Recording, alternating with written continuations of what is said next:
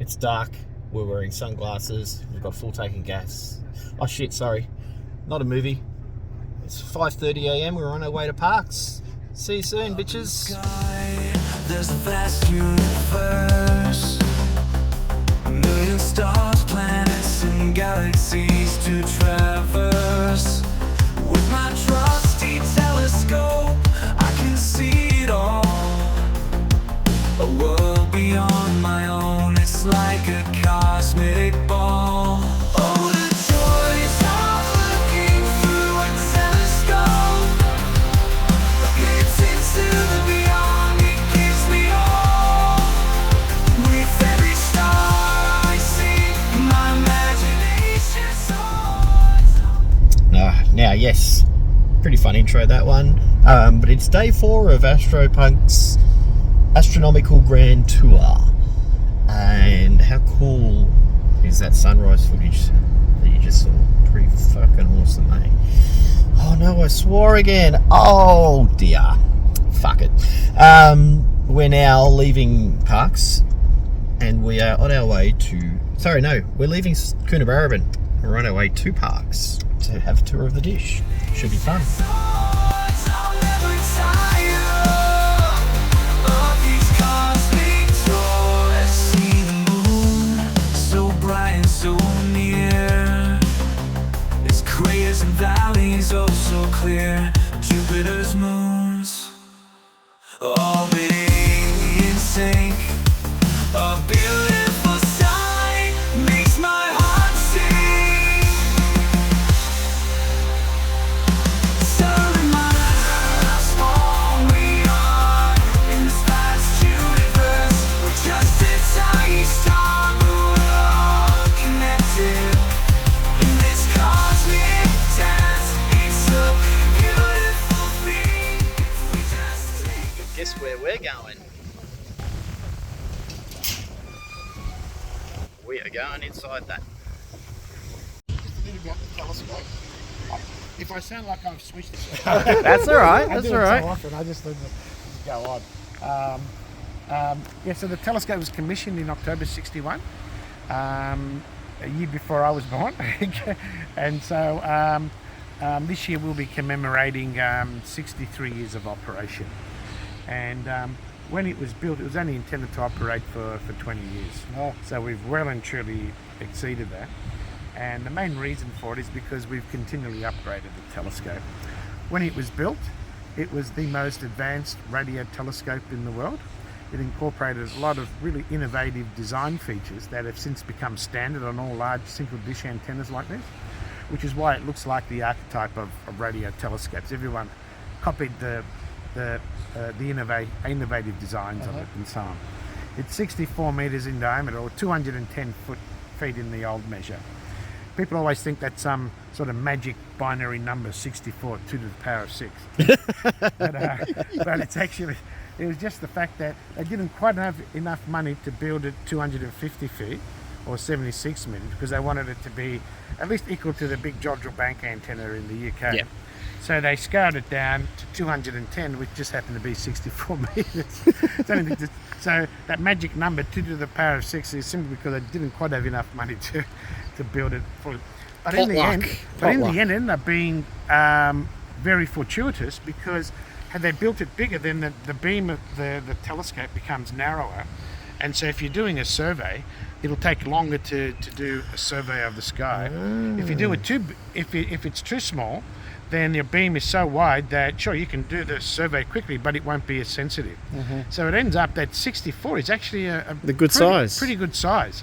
And as a result, a lot of big dishes around the world were all subsequently built 64 meters in diameter. You know, it's amazing how many there are.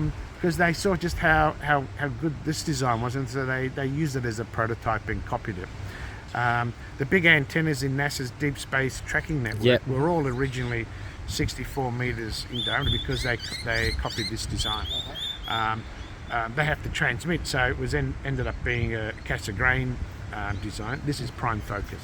So we only receive, we don't transmit with this telescope. And the reason for that, of course, is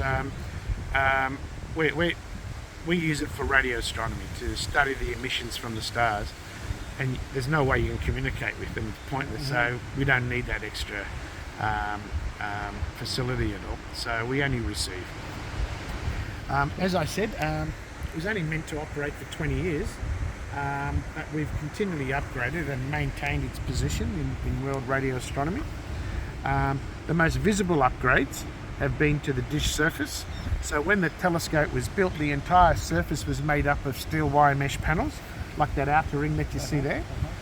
But beginning in 1970, we've progressively replaced the inner 55 meters with white perforated aluminium panels, and that's made the telescope more sensitive to the higher frequencies. Also in 1995, the old focus cabin was replaced. The new cabin, that white room at the focus of the telescope, is double the size and weight of the old one. The old one is over there. That's what that is. People think it's a Spaceship. model of the lunar module, very wonky three-legged one. Do you know what? You know what? When I first came here years ago, I thought that's what it was. But it's the old one. But the new one's double the size and weight. So it means that there's enough room there to install anything up to 4 receivers, conventional receivers. And then just by pressing a button in the control, we can move any one of those 4 onto the focus within a few seconds. With the old focus cabin, we only had room for a single receiver, so if you wanted to observe at a different frequency, You had to change it all you out. had to change out the receiver, which meant you had to disassemble it, bring it down in pieces, take the new one up and reassemble it there, and that could take a day to do. I was going to So say, you yeah. go from a few seconds to a day. Yes, well, you know which is going to win out. And so that's made the telescope more frequency agile. More efficient as well, yeah. And productive in the way we use it. But apart from that, the outward appearance hasn't changed very much. If you look at an old photograph and compare it to what you see here, it's recognisable as the same instrument. Basically the same, isn't it? Yeah. What's really changed is all the inside bits. Yeah. Today it's fully computer controlled. We have cryogenically cooled receivers, fibre optic lines to bring the data down and transport it around the country, and we even operate over the internet. People can just log in on the internet and do their observations. They no longer have to come here to observe. I've seen that happen. Yeah, I've seen that happen, the remote observing. I mean, I do it from home occasionally, or even from my office here. I don't have to be inside there. In the past, you had to be there. It was pretty tough when you only had a 10-minute observation and you had to come all the way here to do it. That's a long way to go, isn't it? Yeah. But now you just log in and do it. So in many ways, it's good because you don't have to spend 2 days travelling here and then 2 days to go back for a short observation. But in other ways, it's not so good because the astronomers miss out on coming here and see how the telescope actually works and have a better appreciation, Better understanding of it. understanding of how we get the data and what the data quality is, other issues that might be involved. But it definitely has made it much more efficient in the way we use it. Now let's go across.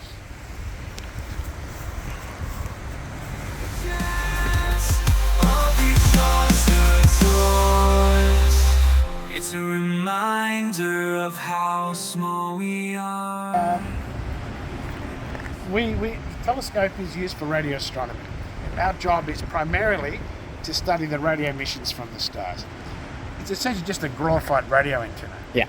But because we use it to study the emissions from the stars, we refer to it as a radio telescope. But whenever you say telescope, what's the first thing everyone imagines? Something you look through. That's right, yeah. Visually look through something you look through like that, right? Okay. Yep. And so the second most common question we get asked is, what do you see with it? And the answer is nothing. You don't see anything. You see data. All we do is simply detect the radio energy coming from very specific points on the sky, where we're pointing. And the size of the dish and the shape means that we can project a very narrow radio beam on the sky with great sensitivity. So we only detect signals coming from where we're pointing, not from there. Only Directly from the centre. So it's very directional, yeah, and very sensitive. Okay, but we do also. So that's our job, to study radio astronomy. But even before the telescope's construction was completed, in June of 1960, the NASA approached the CSIRO and asked if the telescope could be included in its fledgling deep space network, big network of 3 antennas or stations they wanted around the ground, to track spacecraft, and the offer was knocked back. CSIRO said no, we're building this for radio astronomy. However, they did agree that whenever NASA required a strong, stable signal at critical moments in its upcoming missions, like a planetary flyby, a landing, or some other similar mission, then we would get involved, but only for those short periods, and then we'd continue on with what we do. And to this day, it's still the rationale for our involvement in space missions. They also happen to be the most famous things we do, so everyone thinks that's all we do because that's all they hear about. But we are primarily a radio astronomy facility. The first space mission we tracked was Mariner 2 when it flew by Venus in December of 1962. It was the very first interplanetary mission, and it was so successful that NASA decided to build its big antennas 64 meters in diameter because it worked there. That's seen far. And we also backed up 3 years later and tracked Mariner 4 when it flew by Mars and returned the first ever pictures of the Martian surface. And of course, the most famous missions were the Apollo manned lunar landing missions. We've done a lot since then also. Voyager 2, for example, that when it crossed the heliopause 6 years ago, moved into interstellar space, we were tracking that 11 hours every day for 4 months. Wow. For that crossover period. And that was amazing. We had 2 weeks notice to get ready, so and it worked beautifully. They got fantastic data back from that, so we have a better understanding of that crossover region. So it was really great. And of course, the most recent track we did was just a month ago, when we tracked the Odysseus commercial lunar lander from Intuitive Machines. When the thing landed on the surface, our antenna was the only one that could detect the signals from it. All the other antennas in the commercial network that Intuitive Machines set up were too small and not sensitive enough to detect any signal at all. So they relied on us to get all the data back. So all those images you saw post-landing came through Parks. And that was really exciting mission, that one. We weren't expecting it to be like that. We were expecting everything to work, and we just get data back really quickly. But in the end, our involvement salvaged it and managed to get all the scientific data down once it landed on the surface. So that was really exciting. This is the ground floor where we have the air conditioning units that help keep all our electronics cold. We have communication room around the back, power distribution boards, and of course the most important room in the building, which is the kitchen. Where we had astronomers here, especially at 2 or 3 in the morning. They get hungry. That room helped keep our mind on our work and kept us awake too, so with the coffee and snacks and everything. Now, the observatory is owned by the Australian people and operated through the CSIRO as a national facility, which means that any astronomer in Australia, including yourself, can apply to use a telescope. We have a committee that judges the projects on its merits, and if we think a project is good enough, we'll give you the time. And we don't charge you for it. Okay, you just come along, use the telescope, publish the results, and acknowledge us. In that way, any astronomer, regardless of where he works, whether it's a larger university with its own facilities or a small department that has no facilities, everyone has equal access to one of the finest instruments of its kind in the world. But in addition to Australians, we have a lot of astronomers from overseas institutions who use a telescope, and we treat them the same way. We collaborate with them a lot. We judge the projects on the merits, and if we think it's good enough, we'll give them the time. And just like Australians, we don't charge them for it. They just acknowledge in their papers. It's called the open skies model, and a lot of places do this. They operate as a national facility, which and the advantage of that is that astronomers worldwide have access to a greater range of telescopes and instruments to study their in their field. So they're not just confined to radio or just to optical or X-rays, gamma rays. They can study the whole lot and learn as much about it as possible. So everyone benefits as a result. It also means countries don't have to duplicate facilities. You don't have the equivalent of 10 Parks telescopes. There's no point. Yeah. You have the one that everyone can use. Other countries would build to their strengths, what they're really good at doing, and everyone has access to that. So that you get a greater variety of instruments, and everyone benefits as a result. We in Australia, we lead the world in radio astronomy. We're recognised world leaders in that because we helped found the science in the immediate post-war years, and we aim to maintain that leadership position through telescopes like Parkes, our sister observatory at Narrabri, and of course the new facilities we've built in Western Australia at ASCAP and with the square kilometre array, low frequency array. So that's going to be impressive, though. Yeah. So we've been involved in that for over 20 years in the new facilities, and so we're coming into a really exciting area with that. But we'll still operate this telescope because there are a lot of things you don't need a giant array for, but which you do need a pretty decent size to do so. And so this telescope has a lot of years of. So it's got a long time left to go. A lot of time in the future, another 10, 20 more years. I mean, 60 years ago they thought only 20 years. And now it's still going.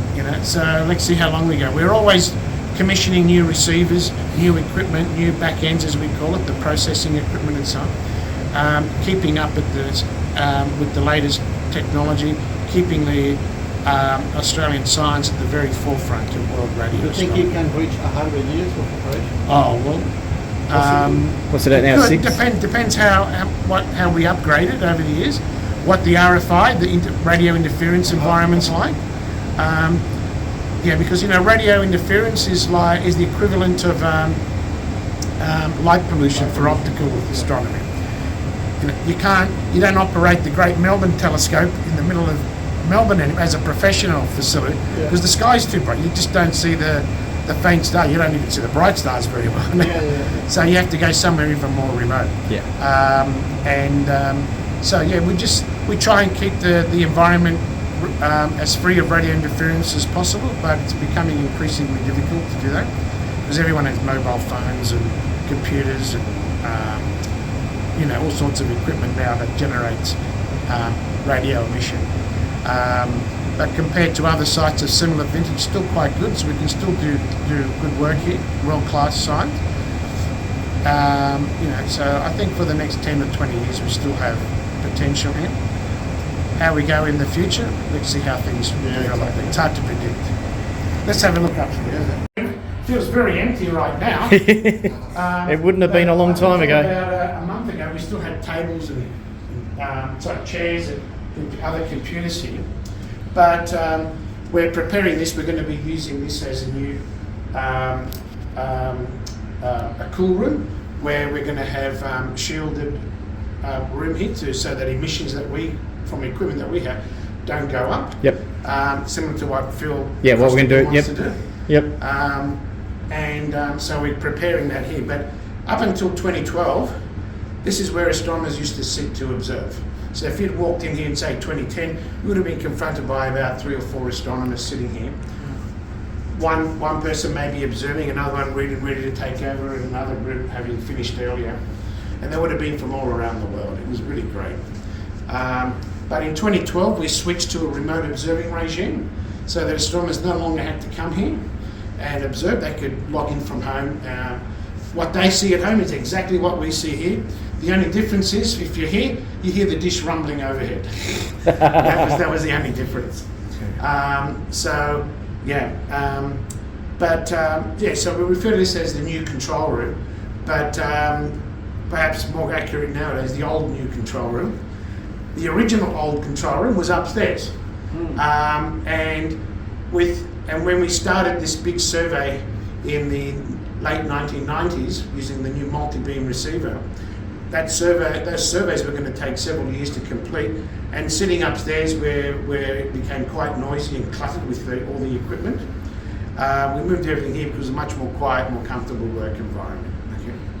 And so this is where they observed for like 15 years or so until we switched to remote observing. Okay. What I've displayed here is a little screen grab taken on the 23rd of February 2019, and this is when we were tracking Voyager 2 as it was crossing the heliopause, moving into interstellar space. And you can see here, this is the Voyager 2 signal here with the 2 subcarriers. This is with another piece of equipment.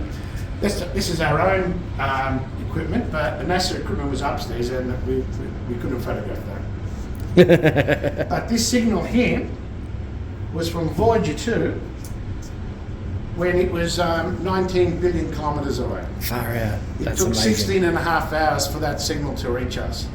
It was being transmitted with a power of 20 watts, about what one of these light bulbs is. And by the time it reached us here, we were detecting it in our receivers a power of, I was told, about a trillion billionth of a watt.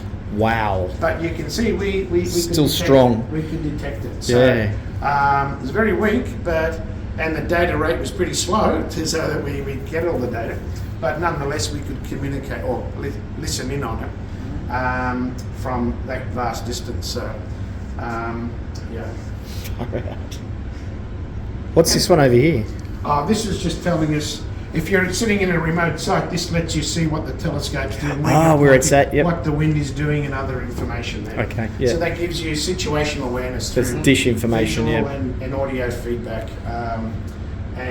So that's essential if you're observing remotely, because it gives you confidence that you haven't done anything wrong. The dish is still intact. Uh-huh. You haven't driven it into the ground or anything. Yes, So, yes.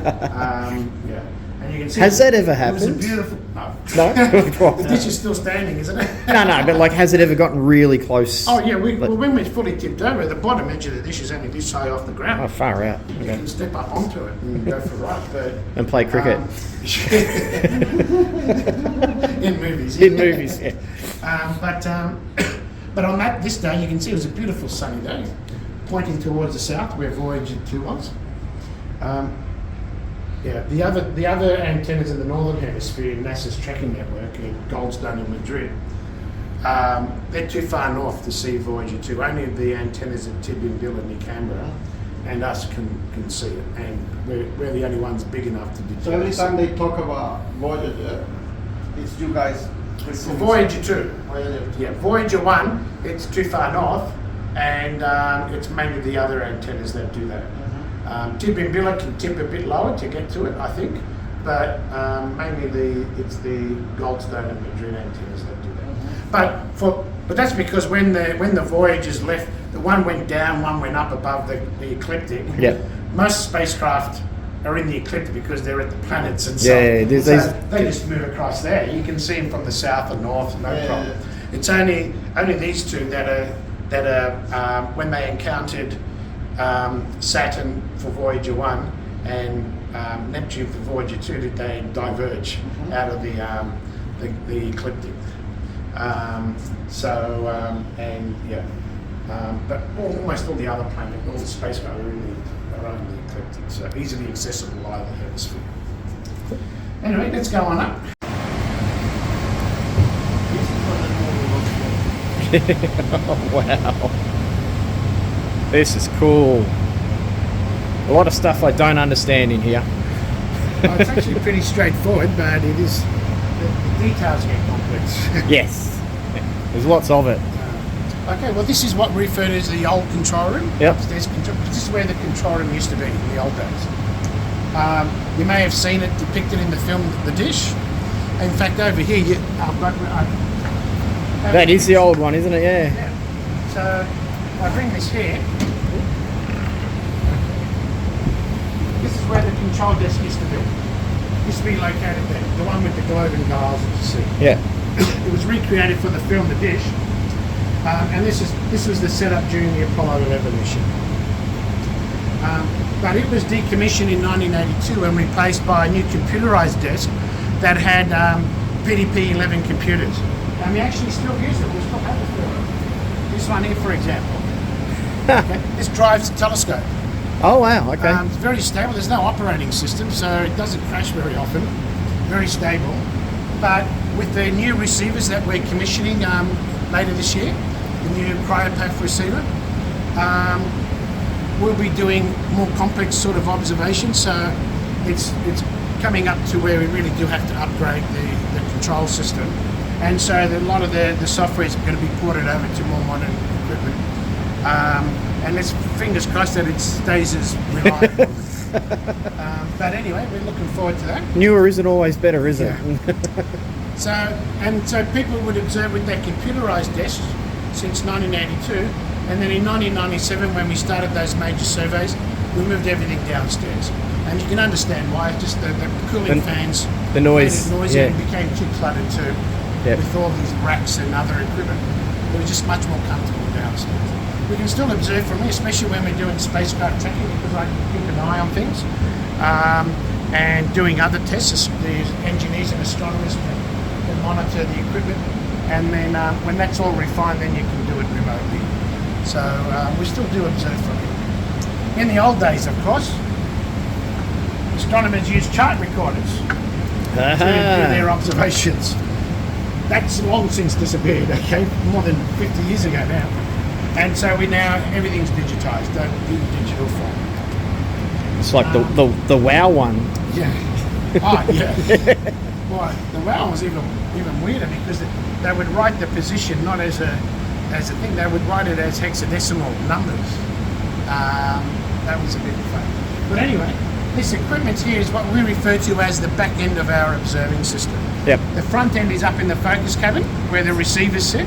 So the way the telescope works is very similar to a Newtonian, a prime focus optical telescope. The radio waves coming down from the stars are reflected off the parabolic dish surface and brought to the focus where they're concentrated, and there they're funneled up, the little feet on that funnels the radio waves to little probes, not just two little wires at right angles to each other, and the radio waves induce a current in those wires, and that current then gets preamplified upstairs through the electronics of the receiver. Those signals are then brought down, sent down some cables along one of the supporting legs, and they make their way down through the central column, and then eventually emerge out here, where we can down convert the signal, amplify it several thousand million times. We digitize it, store it onto disks, and then transport it off-site using fiber optic lines and so on. And the reason we have to do that is because the signals that we're trying to detect are incredibly weak. It's difficult to appreciate how feeble the signals are, because in radio, the radio waves are 1 million times longer than optical waves, and as a result, the energy is 1 million times, Weaker. millions of times less. Yeah. And so the signals we get are incredibly feeble. The best way I can demonstrate just how feeble the signals are is to use this really high-tech demonstration device. Feather. Some people erroneously refer to it as a feather. But if I was to just release the feather, let it slowly drift to the floor like this, ready? Okay. The energy that feather expended when it struck the floor was more than all the energy ever collected by every radio telescope ever built. Wow. In terms of the astronomical data. Okay. And so that's why radio telescopes, just like optical telescopes, have to be so large. They're just big light buckets. Yeah. But they have to be really big, because you want to collect enough of that really feeble energy so that you have enough signal to detect and analyze and so on. Okay. That is something else.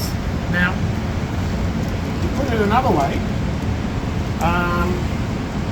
if I was to take that phone Yep. and take it off flight mode, Yeah. and then place it on the surface of the moon, 400,000 kilometers away, that telephone would be one of the strongest radio sources in the sky for us. Okay? Whoa. It'll only be excited by the moon, the sun, and a few other objects, but essentially it'd be one of the strongest radio sources. In fact, we could detect it all the way from Pluto. Okay. Okay. And so, if we can detect this phone from the moon and from Pluto, we have no trouble detecting it from the car park at the visitor centre. Yeah. And so Hence that's the why reason we ask everything's people got to be in airplane to mode. Yeah. Put it on airplane, but not just airplane. It has to have the Bluetooth and the Wi-Fi have to be switched off too. Yeah. Otherwise, it could the emissions from the phone could easily overwhelm Everything they're doing. The really feeble signals we're trying to detect from the stars. Yeah. And so we have to be very careful with what we actually put on site. A lot of this equipment is designed by our engineers, so they're designed to be radio quiet. But we often have, as you can see here, other equipment that is commercial off the shelf. Yeah.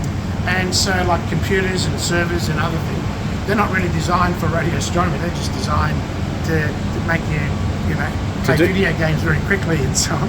Gaming computers. Gaming computers. And so we have to put them in these shielded cages to stop any emissions coming out. Yeah. And with the new equipment that we're designing for the new receiver that's coming in a few months' time, we need to have them in an entire room that's shielded. And that's what you're doing downstairs. And that's what we're doing downstairs. Well, one of the plans to do it there eventually. So we'll see how it goes. Over here you can see this. This is the master control panel. It has a very retro look to it. It's like something out of the Thunderbirds. Very But 60s. don't let it fool you. It's actually very new. And it was made to look like the other one, so we knew how to use it. But you can see at the moment it's on remote and computer control. We switched it off because we're state, but it's actually set for remote and computer control, which means that people off site can log in and take control and do their observations. And all those buttons will change as they use them. That's right, when I switch it on, yeah. When you switch it on, yeah. So if you do, so if you hit that button. Oh wow, okay, yeah. So everything's all disabled mostly and so on. But I'll switch it off.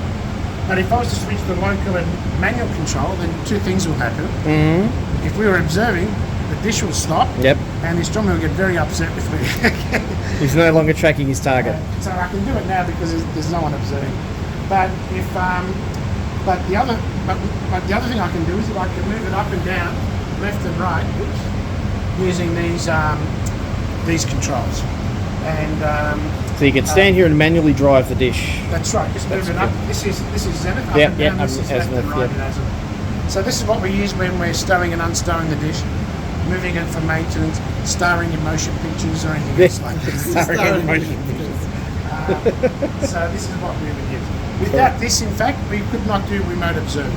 Okay, it was a significant upgrade on the old system. We also have a thing called a telescope protection system. It's a device that monitors hundreds of data points on the telescope, and if it detects an issue that might be a concern, it can immediately alert staff who will immediately log on to see what's wrong or even come out. We have staff that live on site that can be here within a minute to see what's wrong and make the telescope safe. So without the telescope protection system and this remote observing, we couldn't do it. We also have on site one of the world's most accurate clocks. It's a hydrogen maser atomic clock. It up there? And that clock is accurate to a few thousand millionths of a second. Okay.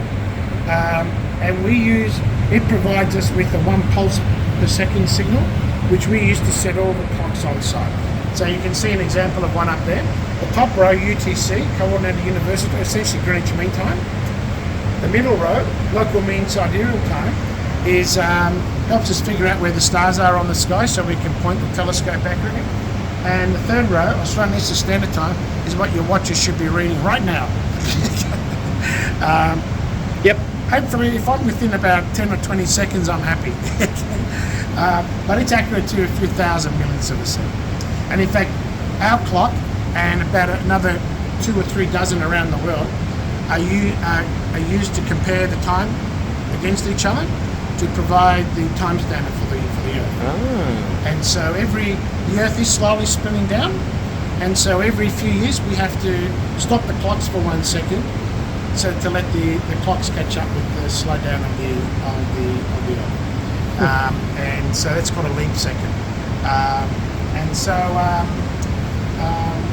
So we can. So that clock is very, very accurate.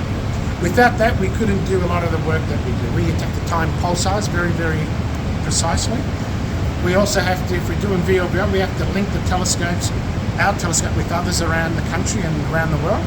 And if we don't have the correct time, you can't add the wavefronts accurately. And as a result, you'll get gibberish out of it.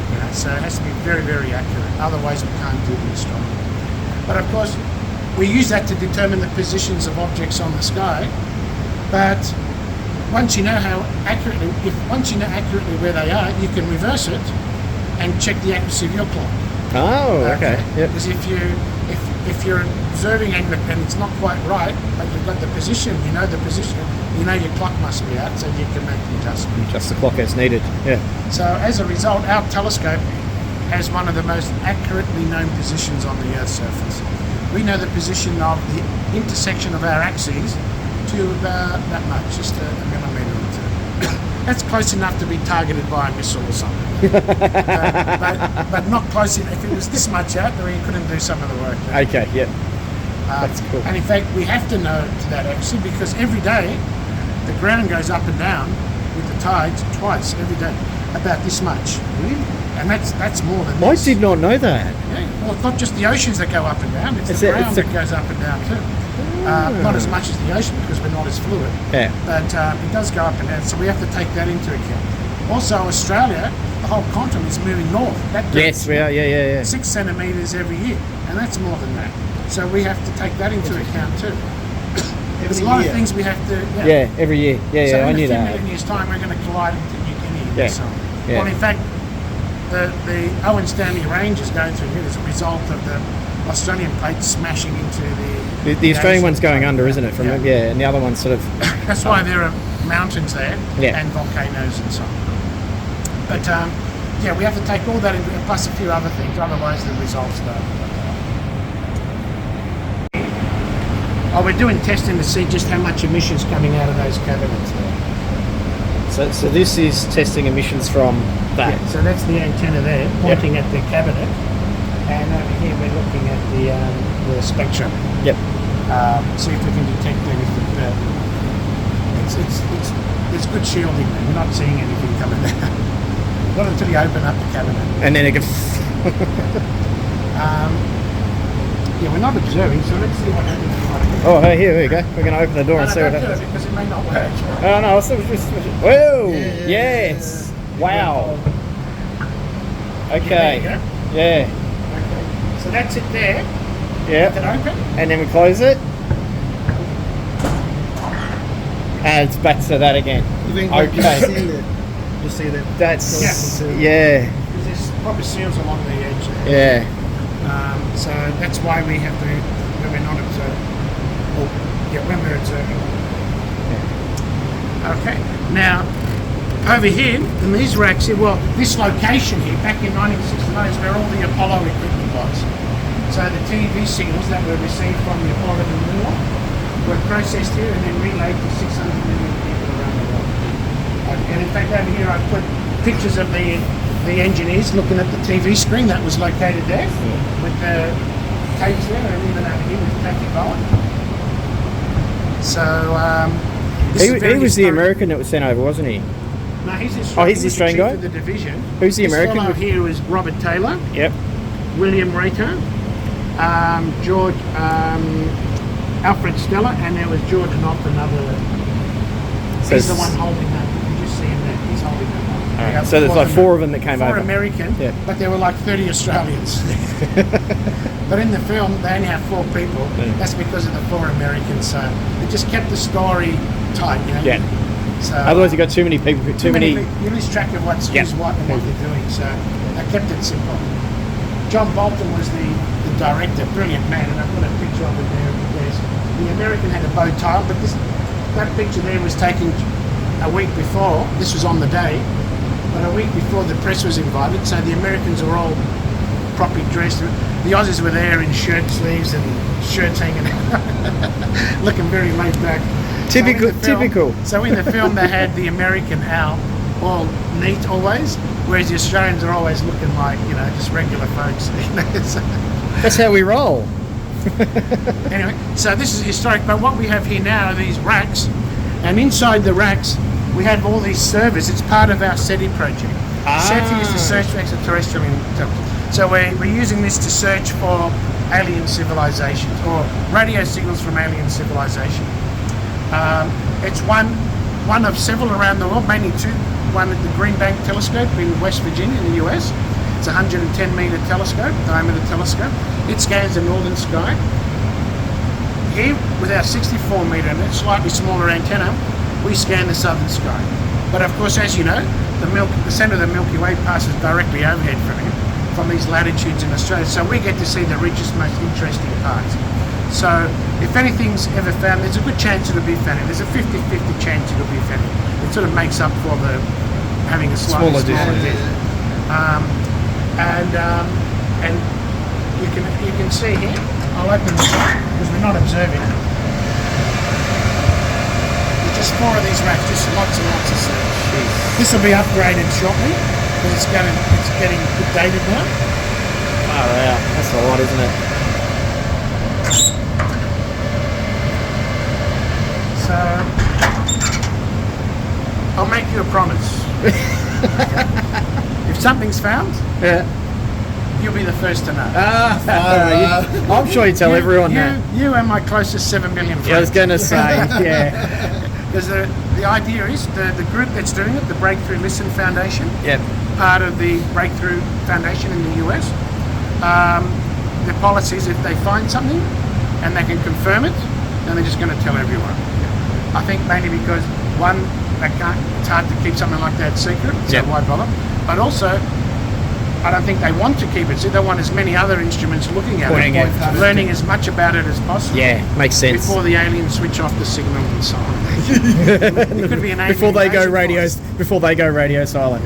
Yeah. If it's an alien invasion force, you want to know about it. Exactly Or right. maybe not. Then we can get what's his name out to Men in Black Man. What's his name? Will. What's I've forgotten his. Will Smith. That's it. Then we can get Will Smith out here. He can fly the alien spaceship. He'll slap the aliens. He'll slap him. That'll teach you. Go back where you came from. No. But it's a really exciting project, you know. It is. And so, you know, fingers crossed we'll find them, because if something is found, that'll be momentous, you know. Absolutely, yeah. Absolutely momentous. And so, you know, we wish them all the best. I think there are plans, or they already have put these similar instruments on other telescopes, like the SKA and Meerkat in the South Africa, and other instruments. And yeah, we'll see what happens. How often do they get access to the telescope to do that? Well, we schedule them as like normal, so they get around 10% of the time. or Okay. so. And so if you're not looking, you're not going to find.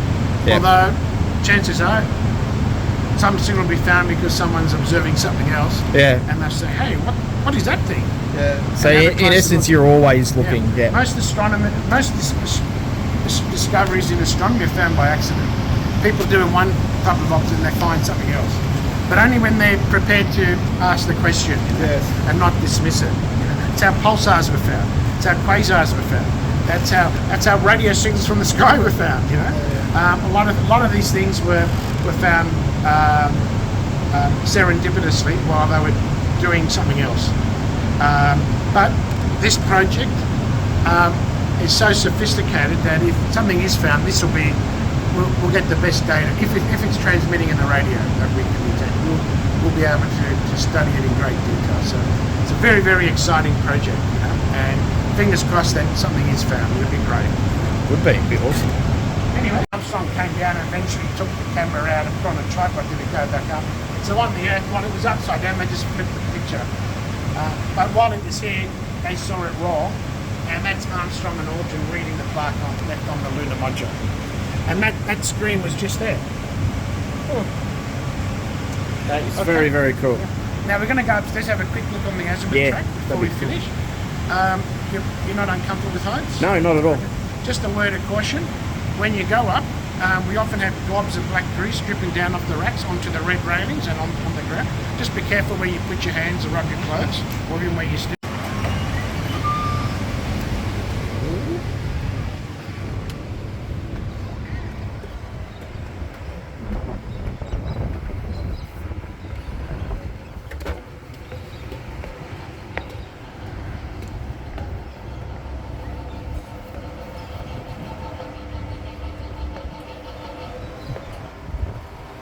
My gosh, that's amazing.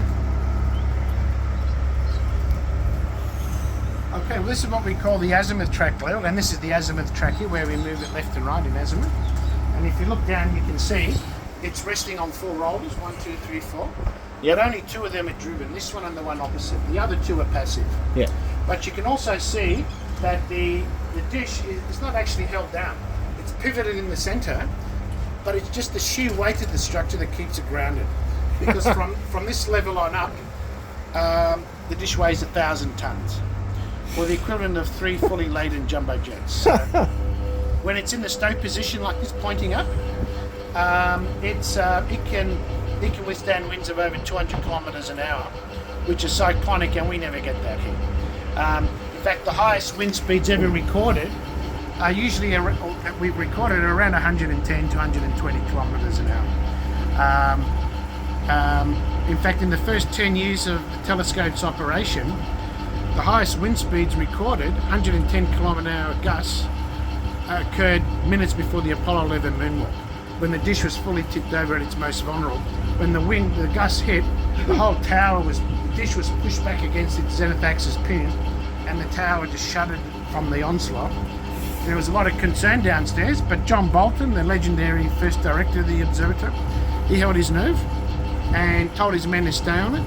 And just as Buzz Aldrin switched on the TV camera and the lunar module, we were able to receive the signal simultaneously with our colleagues at Honeysuckle Creek near Canberra and Goldstone in California. And in the first 8 minutes or so, NASA was switching between the signals from each stations, searching for the best picture. When the moon was high enough and we had a stable picture in the main beam of our telescope, they switched to Parkes, and it was so much better they stayed with Parkes after that for the remainder of the 5-hour moonwalk. So all but the first 8 minutes or so of the 5-hour transmission came through Parkes. Wow. Yeah. That's cool. Anyway, let's come around this way.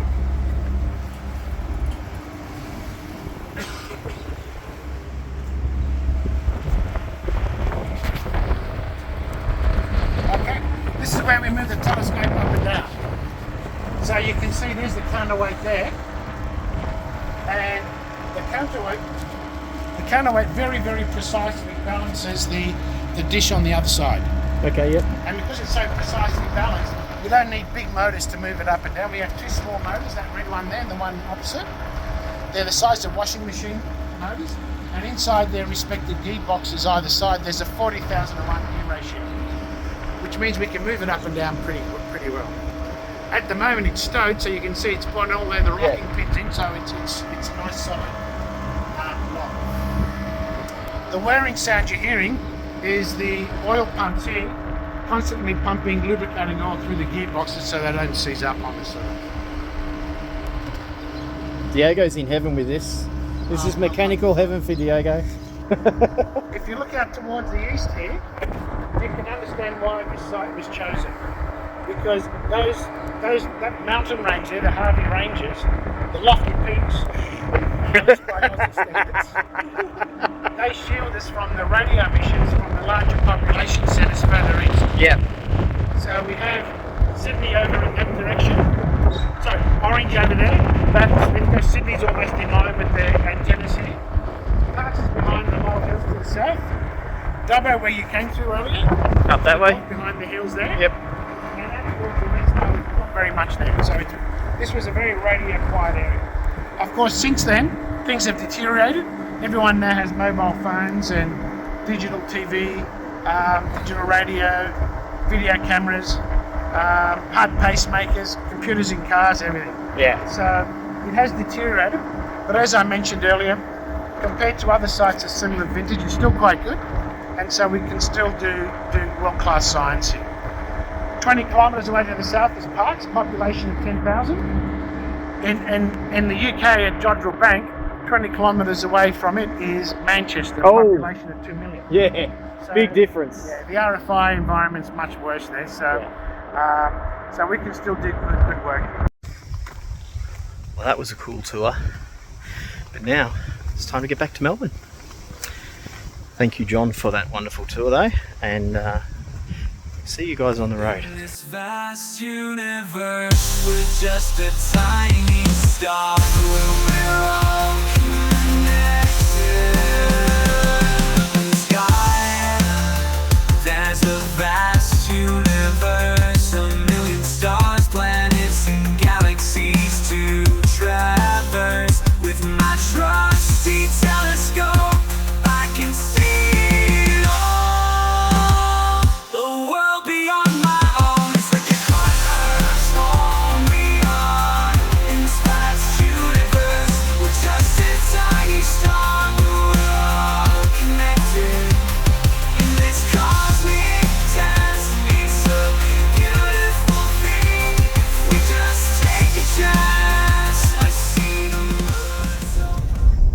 welcome back to the end of AstroPunk's Astronomical Grand Tour. It's been quite a journey, and today we have driven from Coonabarabran via Parks for a 2-hour tour of Parks, and then all the way back to Melbourne. Have you had fun, Diego? It's been fine. It's been fine, just fine. How good was the tour? It's good. That was very good. The tour was freaking awesome. Turn right here. I'm trying to tell Diego how to drive. God, the guy can't drive. He's shit at it. He's really bad at it. Anyway, thank you for hanging out and watching the video. I hope you enjoyed the tour, because that was good fun. And I'll see you on the next vlog, which don't forget to like, follow, subscribe, and all that jazz. And merch in the merch store, bouncing over the train tracks. Merch in the merch store, astropunk.store. See you later.